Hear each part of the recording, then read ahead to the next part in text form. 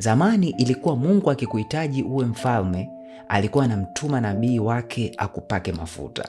Na hili ndilo lililotokea kwa Daudi. Lakini ilipita miaka mingi kabla Daudi hajawa mfalme, japo alikuwa amepakwa mafuta. Hatimaye akaja kuwa mfalme mashuhuri sana.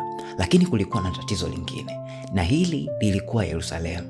Mji huu ulikuwa ni ngome ya watu wenye nguvu sana, na watu wake waliamini kabisa ya kwamba Daudi hawezi kutoboa kuuteka ule mji. Lakini Mungu alimsaidia Daudi, na huu mji ukawa mji mkuu wa mfalme na ukajulikana kama mji wa Daudi. Mahali palipoonekana kuwa pagumu kupashinda, ndipo pakawa kitovu cha ufalme wake. Kuchelewa kwa ahadi hakumaanishi Mungu amekukataa.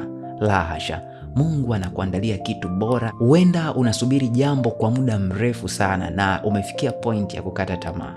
Usiruhusu muda uhitimishe hatma ya imani yako kwa Mungu.